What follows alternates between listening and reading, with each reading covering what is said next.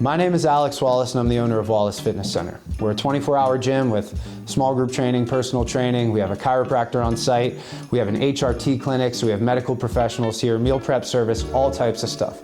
I've been in the fitness industry for 10 years, and through strategic partnerships, I've been working with medical professionals in this industry as well. And if there's one thing I know for certain, it's that there's people who have injured their back and people who will injure their back at some point if you're pushing it hard in the gym.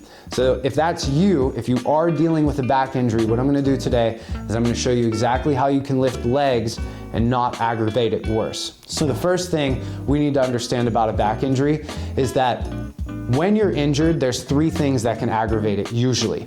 The first one is velocity, so the speed that you're doing the exercise.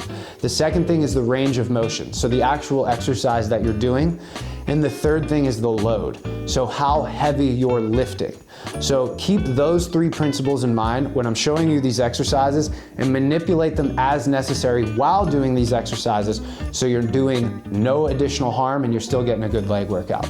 But I'm of the opinion that when you're having a back issue, you've injured your back, you want to actually maintain a neutral spine and core rigidity. So what I'll do with a lot of clients that have a back injury, we'll actually do a little bit of what some people call activation work at the beginning. And for me, this is just to help people cue in their abs. So there's a couple different exercises that I do. The first one being a plank. So this is perfect for establishing core rigidity, understanding how to flex your core, and maintaining that neutral spine when you're starting to get fatigued. The second thing is called a modified curl up, and I got all of this information from a book called The Gift of Injury by Dr. Stuart McGill. So I'll show you exactly how to do that. And the third one I like, this isn't in his book, but it's something that I prefer. It's called a Palloff press. So I would start your workout with these exercises. It doesn't have to be to fatigue. It's just enough to feel like your core's firing and you're ready to actually use it. Now that you're ready to lift, let's get into these exercises. I'm gonna start the first part off with machines. So if you have a gym and you have access to these machines, great. You can use this to help get a good leg workout without aggravating your back. And for those of you who don't have access to machines, the second portion is going to be free weights and body weight exercises that you can do to get a good leg workout without aggravating your back injury. So let's get into the machines to start. First thing is going to be some sort of press with your legs. You're either going to do a hack squat or you're going to do a leg press. So with the hack squat, why I like this is because you can keep your spine very neutral, and when you're doing it, I want you to think about how you were planking. I actually want you to hang on to your abs a little bit, flex them a little bit while you're performing the movement. And again, guys, remember, you want to keep the principles in mind that I said at the beginning. You want to think about velocity, so the speed of the movement. You want to think about range of motion, so get the deepest range of motion that you can without aggravating it, and load. So if you're doing it too heavy and it's starting to aggravate your back, just take a little bit of a step back and do more reps, okay? So the hack squat is a great exercise for this, for spine neutrality.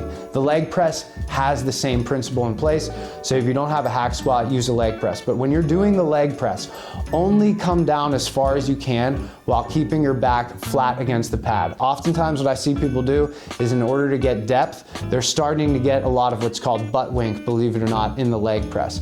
So keep your back flat against the actual portion that you're pressing from, okay? Same thing, I like to keep my hands on my core when I'm dealing with a back injury and just kind of activating it, just trying to make sure that everything's staying tight in there while I'm performing the leg press. Again, if it's too heavy, lighten it up. Next two exercises, the first one is gonna be the leg extension.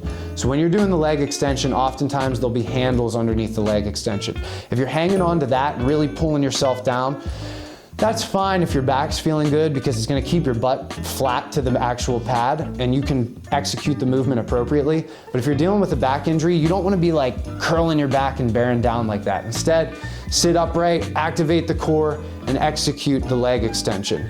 Yes, you're not gonna be going as heavy, mainly because you can't keep your butt as flat as if you were hanging onto the handles, but at the same time, we're trying to work around an injury, not exacerbate it. And the last one's gonna be a leg curl. Same principles apply. Oftentimes when the leg curl gets a little bit too heavy, people start to really arch their back, their butt starts to come up off of it, and you're basically using leverage instead of your hamstrings to do heavier weight. Don't do this. Try to keep your pelvis and stomach flat against the pad so you're not creating any additional flexion than is necessary to complete the movement. And again, guys, when you have a healthy back, you can play with this, you can be a little more fast and loose with this. Not so much that you're gonna injure yourself, but you definitely wanna maintain core rigidity while you're dealing with a back injury until you actually heal. For those of you who don't have access to a gym, you don't have machines, there's a couple different exercises that I've done with myself and I've had clients do that they can execute on that isn't gonna injure their back. So the first one's gonna be a goblet squat. Yes, you are gonna use the muscles of your back to stay upright while doing the goblet squat, but as long as you're staying upright, you're keeping your core tight, most people can execute this movement without too much bending at their back, and it's a great exercise to hit the quads. It's not gonna be as heavy as a squat, but we're just working around an injury right now. The second exercise that you can do, it's gonna really hit the quads, is a front loaded lunge. Same idea, you wanna stay upright, keep the core tight. You don't wanna be bending at your back and swaying all over the place. Go light if you have to, but a front loaded lunge is an excellent way to hit the quads and the glutes without actually injuring or exacerbating or feeling some type of way in your back. So those are the first two exercises. The last one is gonna be a hip bridge.